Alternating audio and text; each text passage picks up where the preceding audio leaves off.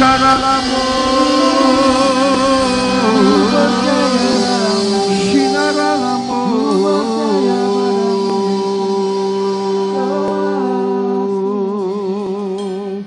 Jesus. Hanya kepada Engkau Tuhan kami menaruh pengharapan kami untuk tahun 2019 ini yang kami tahu penuh dengan segala kebaikan dan kemenangan-Mu Tuhan. Sungguh Engkau Tuhan yang dapat diandalkan pekerjaan-Mu dalam kehidupan kami.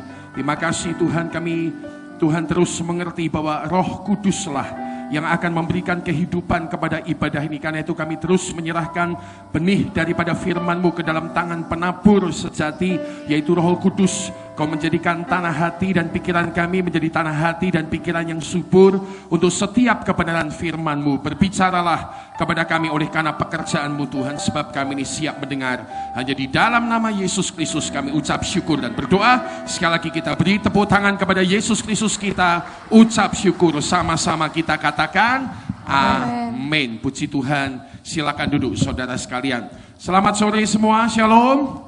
Tuhan Yesus pasti memberkati kita. Yang sukacita katakan amin ya.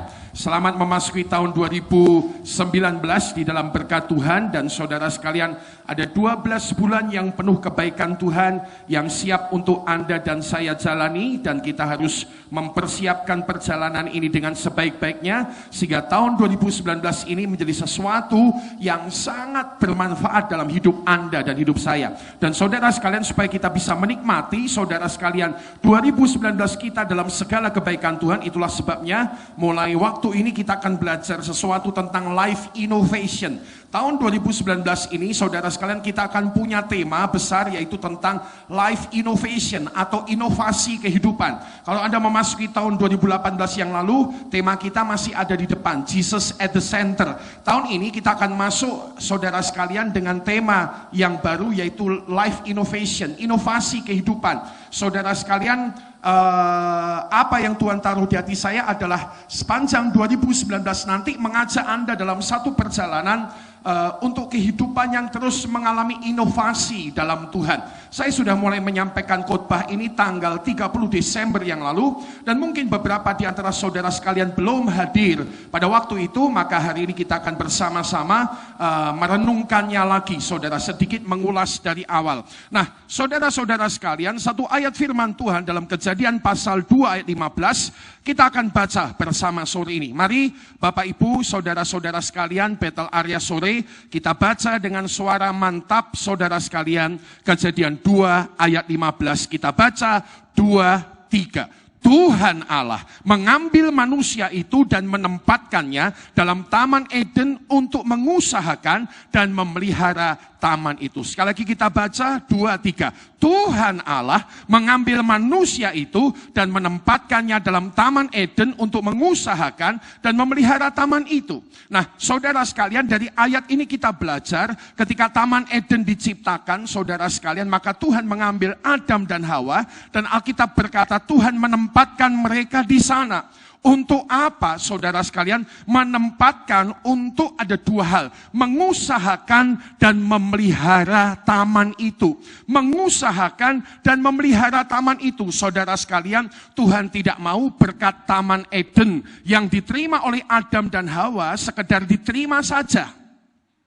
Tapi Tuhan mau supaya semua berkat yang diterima ini diurus, diusahakan, dikelola dengan sebaik-baiknya. Kalau Anda hadir dalam tanggal 30, kita sudah belajar salah satu kata dalam bahasa Inggris yang dipakai tentang mengusahakan adalah dress up, ya, dress it up, saudara sekalian. Dress berasal dari kata baju. Jadi Tuhan mau taman ini dipercantik, diolah, diperbaiki, mencapai berkat maksimalnya, saudara sekalian. Dan itu adalah penentuan Tuhan atas kehidupan Adam dan Hawa yang ada di Taman Eden. Nah, hari ini saudara sekalian, saya yakin kita bisa percaya bahwa terhadap hidup kita juga yang sudah diberkati oleh Tuhan, Tuhan mau supaya apa yang ada di hidup Anda dan hidup saya itu berkat diusahakan, itu berkat saudara dikelola, diupayakan, diperbaiki, dibuat lebih maju. Dan saudara-saudara sekalian, salah satu cara untuk memperbaiki, mengusahakan, memajukannya adalah lewat tindakan yang namanya inovasi dalam hidup kita.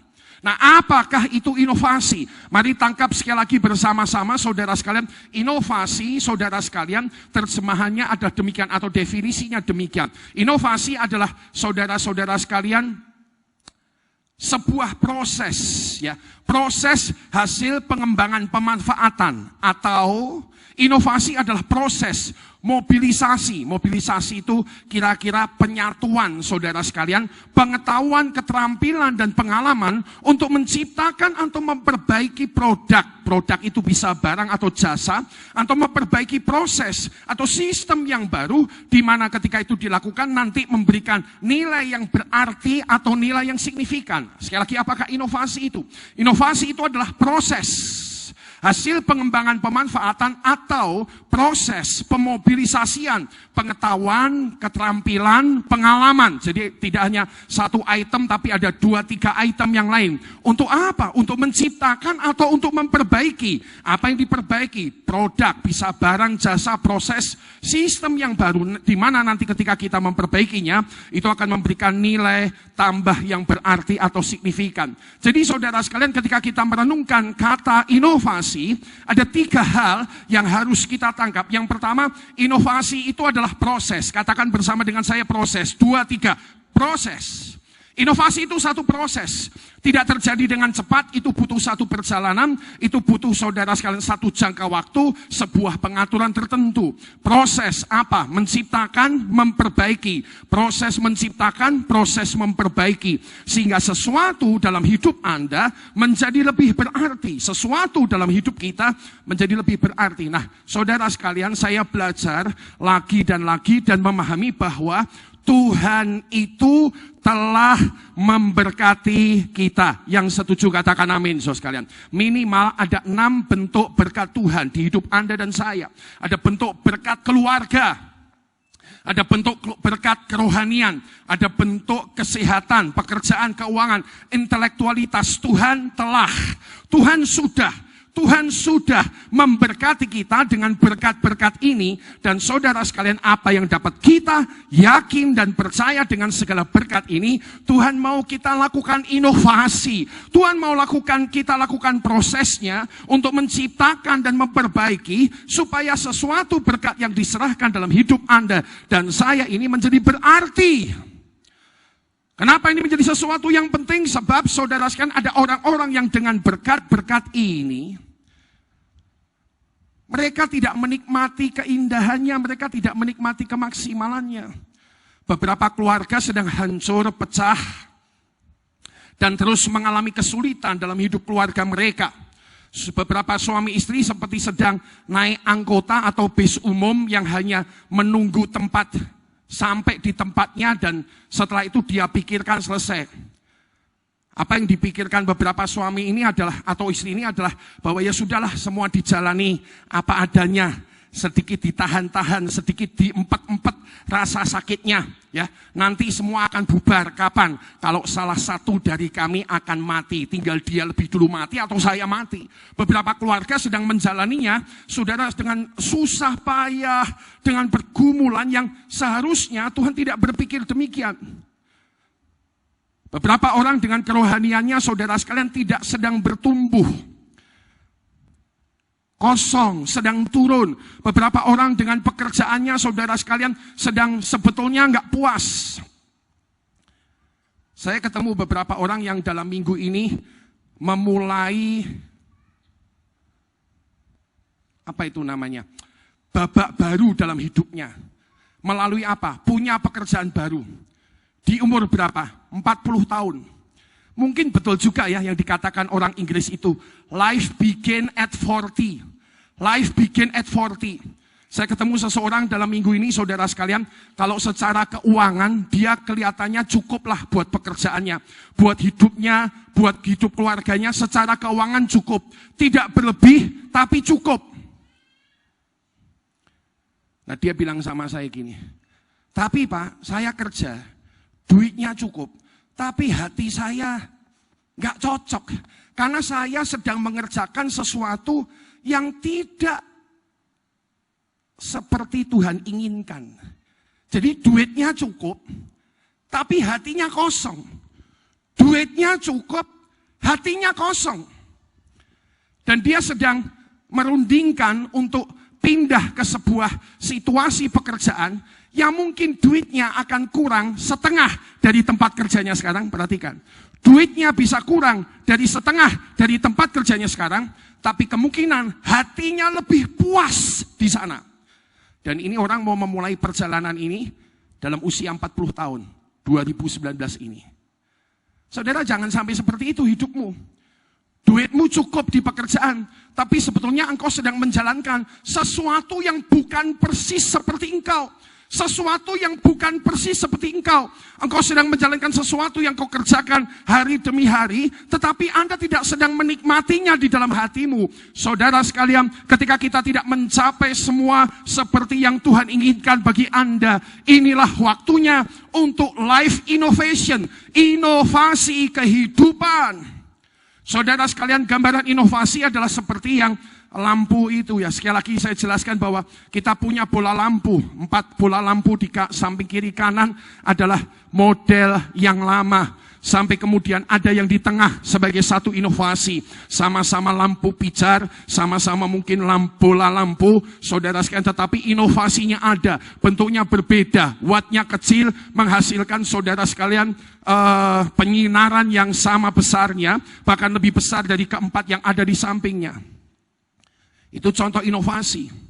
Hidup kita, saudara sekalian, bukan tidak mungkin hari ini Anda sudah punya berkat Tuhan, tapi Anda sedang tidak menjalaninya dengan maksimal. Kalau itu adalah Anda, ini waktunya untuk life innovation di dalam kehidupan kita atau inovasi kehidupan. Nah, sekarang kita merenungkan bagaimana caranya bisa melakukan life innovation atau bagaimana caranya bisa melakukan inovasi kehidupan ini. Saudara-saudara sekalian, mari kita berbagi perenungan firman Tuhan. Saudara, saya percaya ketika kita mau mengerjakan life innovation ini, saudara sekalian, sebuah proses menciptakan atau memperbaiki sesuatu supaya lebih berarti dalam hidup Anda dan hidup saya, maka hal pertama kita harus punya hal ini. Kita harus punya yang namanya kreatif. Katakan dengan saya, kreatif. Katakan 2, 3, kreatif. Saudara sekalian, ini adalah hal yang pertama harus ada di hidup kita. Apa itu kreatif? Kreatif artinya punya daya cipta. Kreatif artinya punya kemampuan menciptakan. Kreatif artinya mampu menciptakan sesuatu yang baru, baik itu gagasan ataupun hal yang relatif berbeda dengan apa yang telah ada sebelumnya. Kreatif. Kita perlu kreatif. Kita perlu kreatif. Kita perlu kreatif. Memiliki daya cipta. Menciptakan sesuatu yang baru. Baik itu berupa gagasan ataupun hal relatif yang berbeda dengan apa yang telah ada sebelumnya. Dan supaya kita kreatif, sebetulnya saudara sekalian, kita sudah dikasih modal. Kita sudah diciptakan sesuai dengan Allah yang kreatif itu. Manusia kita diciptakan segambar dan serupa dengan Allah. Kata Kejadian 1 ayat 26-27. Tuhan Allah berfirman, baiklah kita menjadikan manusia menurut gambar dan rupa kita, supaya mereka berkuasa atas ikan di laut, burung di udara, ternak dan atas seluruh bumi, dan atas segala binatang melata yang merayap di muka bumi. Ayat warna merah, baca sama-sama yuk, katakan 2, 3. Maka Allah menciptakan manusia itu menurut gambarnya. Menurut gambar Allah diciptakannya dia, laki-laki dan perempuan diciptakannya mereka. Nah, kita tahu saudara sekalian, kita diciptakan serupa dan segambar dengan Allah. Dan sebuah perenungan simpel, siapa Allah kita? Bagaimana Allah kita? Allah kita adalah Allah yang sangat kreatif. Saudara sekalian, sekali lagi mengingatkan saja gambar ini bahwa dalam proses penciptaan Tuhan telah begitu kreatif. Day 1 sesuatu dikerjakan, terang diberikan.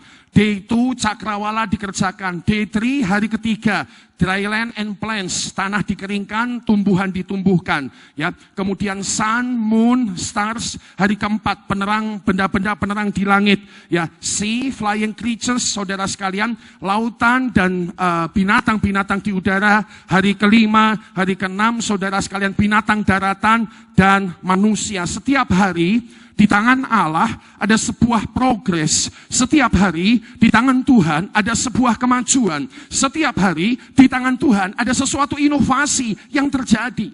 Tidak pernah mandek, selalu bertumbuh. Bahkan Tuhan terus berkarya sampai hari ini.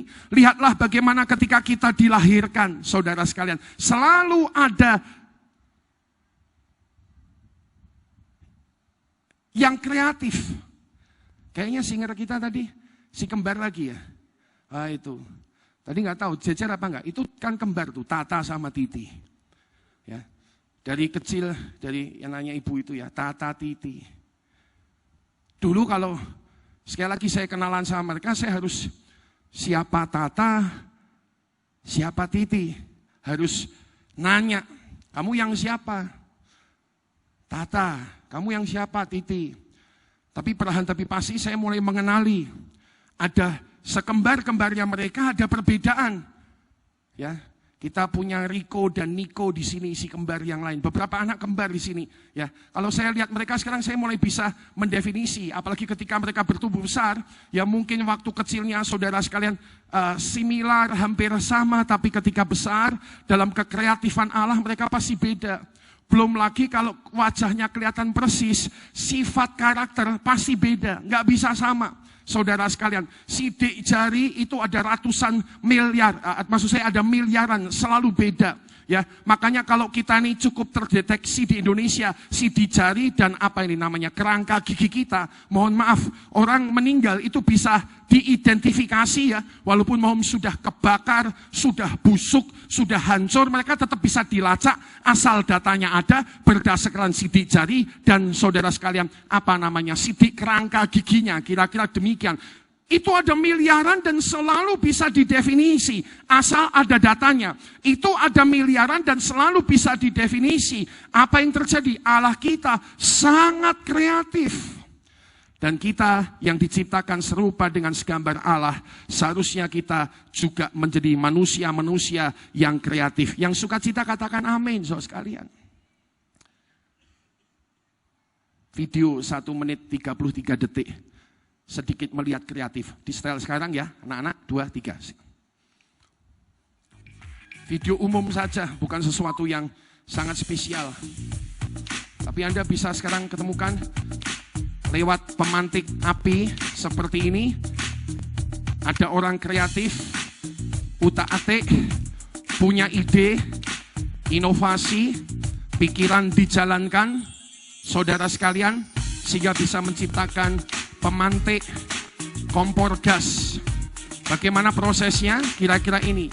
Sedikit rumit, butuh effort, pikiran harus dijalankan, idenya harus didapat, pikiran harus dijalankan, proyeknya dikerjakan, telah dicoba mungkin 1 kali, 2 kali, 3 kali, 4 kali, 5 kali, 10 kali, 15 kali, sampai mereka bisa menemukan ini. Bukan sesuatu yang sulit.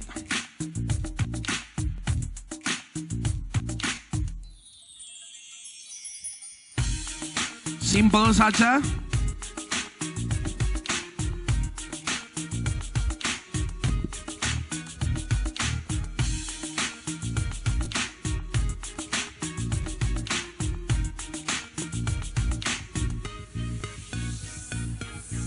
Maka tercipta yang namanya pemantik gas. Kompor gas maksud saya. Kompor gas, hidupkan gasnya. Set, langsung hidup. Salah satu inovasi. Cukup, thank you. 1 menit 33 detik saja cukup. Saudara sekalian, itu sedikit gambaran bahwa kita bisa sekreatif itu. Nah, ketika lihat video itu, saya tahu pemikiran umumnya kira-kira gini. 1, nggak praktis. 2, males. Saudara sekalian, yang menghalangi kita untuk berkembang kreatif itu seringkali adalah itu. Ya, ketika Anda melihat video ini dan kemudian tanggapan pertama Anda berkata demikian, lebih baik beli Pak Gideon, tanggapan Anda betul, praktis, tapi Anda tidak menantang sisi kreatif dalam hidup Anda. Saudara sekalian, kita perlu terus menantang sisi kreatif dalam hidup Anda dan hidup saya. Saudara sekalian, nah bagaimana caranya saudara sekalian membuat hidup kita lebih kreatif, saudara sekalian. Yang pertama, saudara sekalian, selalu ya, ini hal simpel saja. Segarkan otak Anda dengan hal-hal yang ada. Segarkan otak. Kenapa otak? Otak itu sebuah, saudara sekalian, elemen penting dari kekreatifan. Semua berasal dari sana. Jadi semakin Anda punya kesempatan menyegarkan otak, saudara sekalian, maka Anda punya kesempatan kreatif.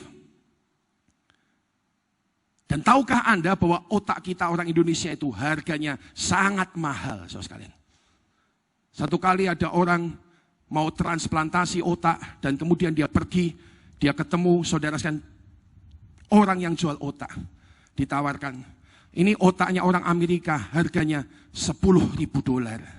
Ini otak orang Rusia harganya $20.000. Dengan terkagum-kagum dia ngelihat bentuk-bentuk otak yang luar biasa itu, saudara sekalian. Sampai ketemu ada otak ketiga, ini otak orang Indonesia harganya $100.000. Wih, mahal banget. Amerika $10.000, Rusia $20.000, Indonesia $100.000. Kok bisa mahal? Oh iya, sebab otaknya orang Indonesia jarang dipakai, katanya saudara sekalian. Ini guyonan Indonesia aja ya, bukan menghina, merendahkan. Tapi maksudnya gini, penelitian menunjukkan bahwa Albert Einstein, orang paling terpintar di dunia ini, itu cuma pakai kapasitas otaknya sampai sekitar 25% saja, paling maksimal. Jadi ada orang pintar namanya Albert Einstein, pernah hidup di dunia, otak pinternya itu hanya dipakai 25%. Lah koyo kowe mbek aku ki pirang persen? Nah, maksudnya kenapa ini penting? Karena kita seringkali nggak kreatif karena malas. Atau biasanya orang bilang, saya sudah tua.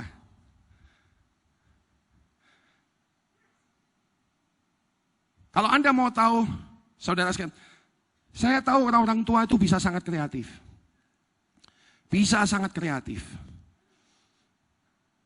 Satu, kalau Anda ke perempatan Langensuko, cari bengkel Tan yang lama. Sekarang dia buka Bospom, namanya Om Tan Swigeng, jemaat kita. Mungkin usianya sekarang sudah 75 tahun. Dia sekarang udah jarang ke gereja karena kondisinya agak lemah. Saudara sekalian, ada kesulitan, kelemahan di tubuhnya. Tapi kalau saya mampir ke bengkel Tan ini, dia selalu akan punya inovasi. Terakhir dia bilang gini, Pak Gideon tolong umumkan ya di gereja. Kenapa Om? Yang punya brambang, bawang, singkong, kentang, yang butuh dipotong cepet Pak, bawa sini, saya layani gratis. Lalu, nah Om punya apa? Nih Pak Gideon, saya punya alat. Saya inovasi alat, saya kembangkan alat. Orang kalau motong brambang mungkin 1 kilo sekitar berapa lah, umpamanya 30 menit dipotong, itu saja sambil nangis-nangis. Sama alat ini 10 menit, 15 menit. Beritahu jemaat Betel Area Johar yang punya yang mau dipotong singkong, kentang, brambang, bawang, bojomu ojo, saudara. Pokoknya kalau ada yang mau dipotong bawa ke sana gratis. 75 tahun inovasi. Mohon izin menceritakan. Pak Toto di sebelah sana itu. Jenengan salut Pak. Itu dosen seniornya sejarah Satya Wacana. Dosen apa? Dekan Pak. Kalau di bidang itu apa? Dekan apa kaprodi Pak? Pokoknya itu bidang tinggi. Itu sejarah minded dari dulu. Baca bukunya wis gak ketulungan. Aku izin kalau dibanding sama Pak Toto, itu membaca buku, wong hiburan. Beliau status Facebook terakhir, hiburan kok membaca bukunya, aku mau coba buku tambah ngantuk, so sekalian ya.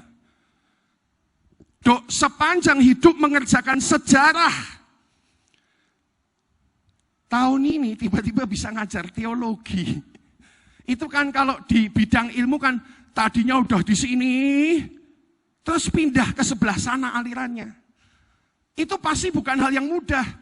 Itu hanya bisa dikerjakan orang-orang yang cukup kreatif menantang diri. Dan saya tahu Anda ini mesti bisa dalam berkat Tuhan. Yang sukacita katakan amin. Kenapa? Karena kamu diciptakan persis seperti Allah kita yang kreatif. Kamu persis seperti Allah. Hanya kadang kita kurang menantang diri. Terlalu banyak malas. Saudara sekalian, kan itu segarkan otak Anda. Doa pagi, olahraga, istirahat yang cukup. Saya belajar tentang bahwa istirahat yang cukup itu bisa menolong otak kita besok paginya segar. Coba sedikit lihat Kejadian pasal 1, anak-anak multimedia. Kejadian pasal 1 di dalam ayat yang kelima. Beberapa ayat kita cek. Saudara, kalau Anda membaca ayat ini, kita harusnya cukup terpancing. Kejadian 1:5, Allah menamai terang itu siang, gelap itu malam. Lalu Alkitab bilang ini, jadilah petang dan jadilah pagi. Itulah hari pertama. Nah, yang saya mau sampaikan, Alkitab tidak bilang, jadilah pagi, jadilah petang. Tapi Alkitab bilang, jadilah petang, jadilah pagi. Ayat 5, ayat 8. Lalu Allah menamai cakrawala itu langit. Jadilah petang, jadilah pagi. Itulah hari kedua. Jadi proses berpikirnya nggak kayak kita, Pak. Hari pertama atau hari awal itu kita kan pagi, jam 6 itu pagi, sampai malam seperti ini, sampai nanti malam. Tapi dalam Alkitab, konteks budaya kuno, itu melihat bahwa hari itu dihitung dari petang, jadi hari malam sebelumnya, jadi hari Sabtu jam 3 sore sampai hari ini. Minggu itu 1 hari. Lalu diulang lagi terakhir di dalam ayat 13. Jadilah petang, jadilah pagi, itulah hari ketiga. Jadilah petang, jadilah pagi, itu hari ketiga. Nah, di sini beberapa tahun ini saya belajar. Ternyata kalau kita ini mau seger di pagi hari, bahasanya begitu. Tadi ini kan boleh kembali kepada tayangan ya. Kita kan idenya adalah istirahat yang cukup.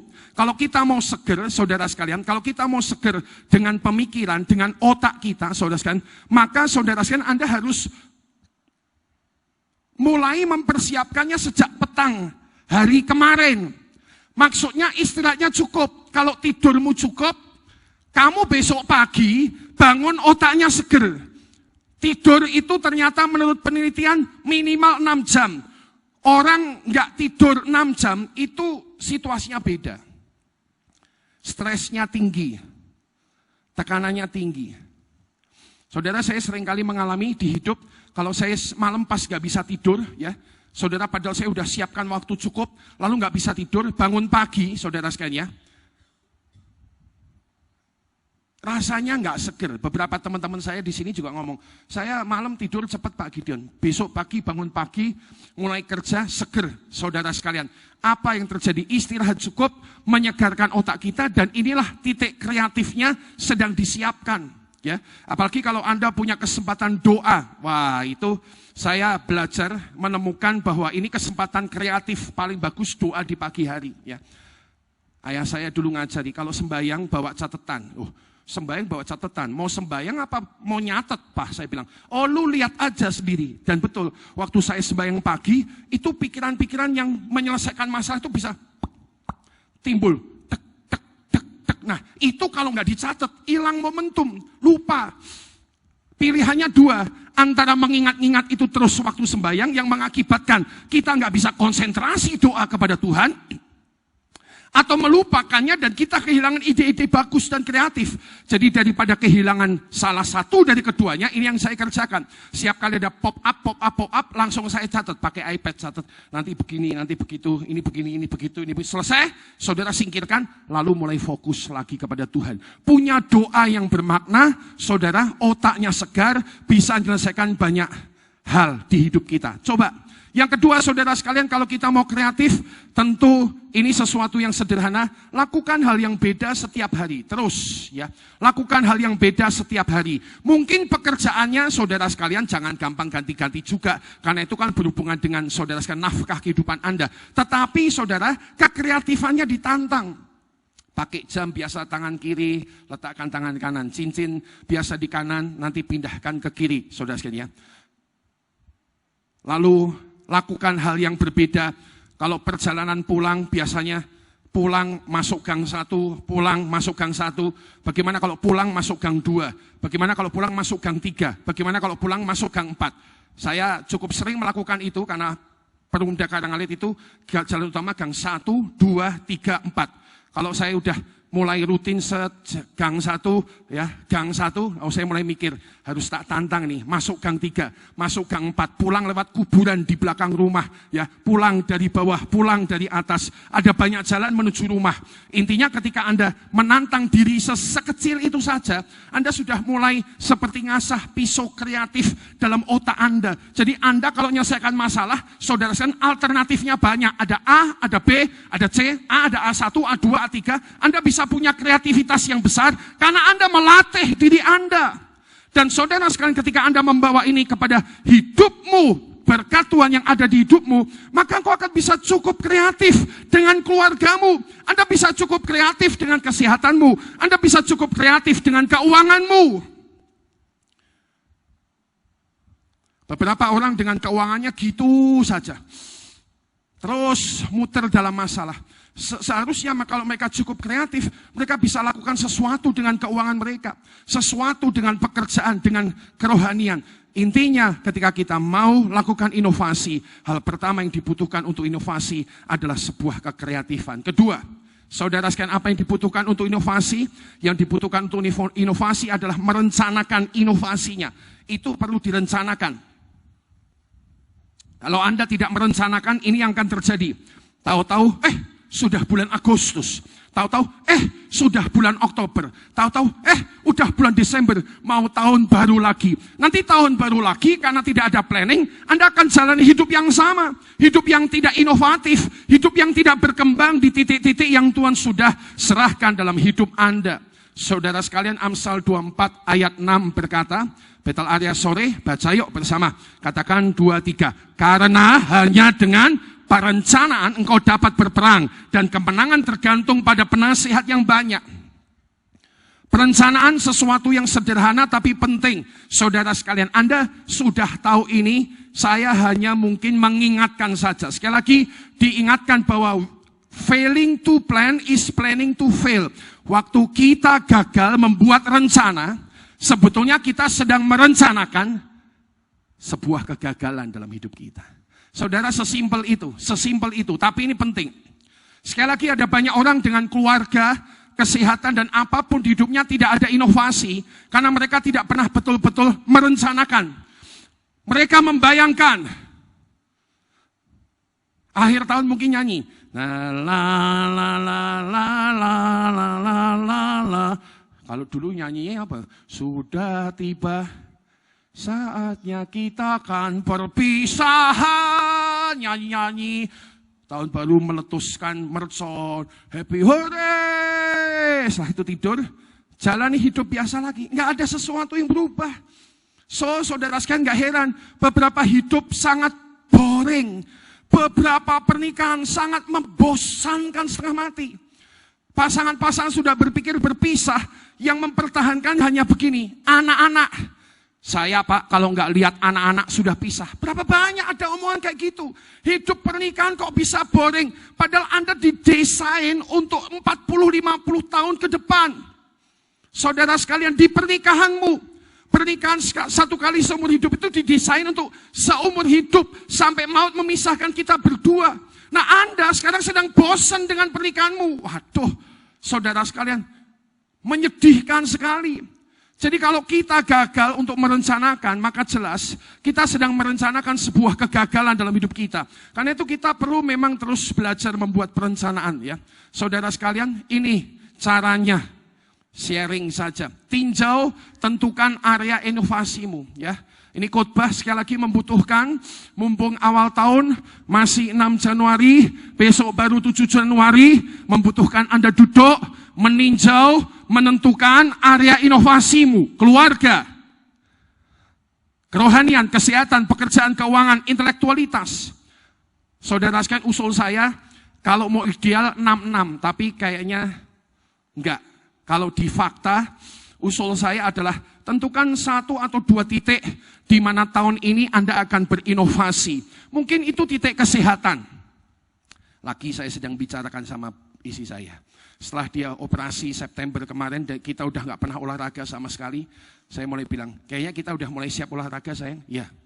Apalagi nanti jika Tuhan izinkan, saudara sekalian, Februari ke Israel. Jalannya banyak ya. Jalan terus. Jadi saya mulai pikir kita harus siapin kondisi, kita harus siapin tubuh, kita harus punya stamina yang fit ya. Jangan bahasanya nanti di tengah jalan kewer-kewer ketinggalan, harus latihan ya. Harus latihan dan latihan harus ada jatah waktunya. Ini waktunya. Saya bilang, urus lagi kesehatan kita sayang. Oke. Dia setuju. Gimana caranya ngurus ya? Saudara sekalian olahraga lagi ya. Ini yang mulai kami definisi ya. Yang kedua, kalau Anda mau buat rencana, definisikan inovasimu ya. Tuliskan ya. Paling gampang itu nulis. Kalau di awang-awang itu sesuatu, saudara sekalian ya, selain cepat hilang, Anda tidak punya sesuatu yang bisa jadi pegangan. Tuliskan. Tentukan batas waktunya, saudara sekalian. Saya bilang sama istri, minimal 4 bulan ini ya. Januari sampai April latihan jalan lagi. 1 minggu ya 2 kali. Tindakannya apa? 1 minggu 2 kali. Harinya apa? Rebo sama Jumat. Oke? Kita atur, saudara sekalian. Ini saya sama istri sharing lagi, duduk lagi, ngomong lagi. Kita harus melakukan apa lagi? 4 bulan. Kasih batas waktu ya. Jangan terlalu ambisius sepanjang 2019 akan olahraga. Enggak, bikin aja dulu ya. 4 bulan, Januari sampai April, Mei sampai Agustus, September sampai Desember, per 4 bulan, cek aja, dicek lagi. Karena seringkali kelemahan kita adalah pintar membuat rencana, tapi lemah dalam eksekusi. Nah makanya kita nanti punya langkah ketiga. Pintar buat rencana, tapi lemah dalam eksekusi. Jadi saudara sekalian, kita harus kembali lagi untuk merencanakannya. Pilih 1 atau 2 dalam 4 bulan ini apa yang mau engkau kembangkan. Kerohanianmu kah? Keuanganmu kah? Intelektualitasmu kah? Tuliskan rencana itu, kasih batas waktunya 4 bulan, 6 bulan, tidak usah sampai setahun. 4 bulan, 6 bulan, supaya kalau Anda bahasanya kedodoran, Anda bisa kembali kepada planning Anda. Atur ulang lagi kehidupan, itu memang caranya. Karena kita ini punya kelemahan, saudara sekalian. Seringkali sekali lagi dengan rencana-rencana kita cepat hilang, ya, cepat hilang. Makanya kita perlu kembali, saudara sekalian, kembali kepada apa yang telah kita rencanakan. Lalu tentukan maksimal 1 atau 2 tindakan saja, nggak usah banyak-banyak, nggak usah supaya badanku sehat. Ada 6 atau 7, berenang hari ini, nge-gym hari ini, wes gak usah kokean, saudara sekalian. 1, 2 saja terus, saudara sekalian. Karena apa yang diperlukan ketiga, ini bagian akhir dari firman Tuhan. Untuk inovasi, kita perlu, saudara sekalian, pada akhirnya punya tindakan yang konsisten dalam hidup kita. Punya tindakan yang konsisten dalam hidup Anda dan hidup saya. Pada akhirnya akan seperti ini saja kehidupan kita. Seperti ini saja maksudnya kehidupan yang produktif dan menghasilkan adalah nggak terlalu banyak rumusnya. Sebetulnya hal-hal ini saja. Tindakan konsisten. 1 ayat menunjukkan konsistensi dari Tuhan Yesus Kristus kita.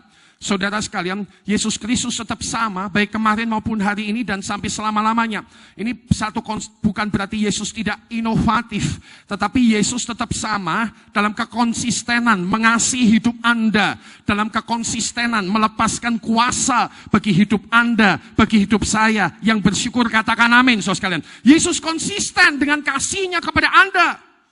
Walaupun kita ini tahu betapa brengseknya kita ini, gagal terus. Ya, lupa terus. Udah dikasih kesempatan Tuhan 1, gagal lagi, kasih kesempatan kedua, gagal lagi. Betapa saudara kita penuh dengan kelemahan, tapi Yesus konsisten mengasihi hidup Anda, hidup saya. Yang suka cita katakan amin, saudara sekalian. Nah, kita belajar konsistensi itu dari Yesus. Kita belajar konsistensi itu dari Yesus.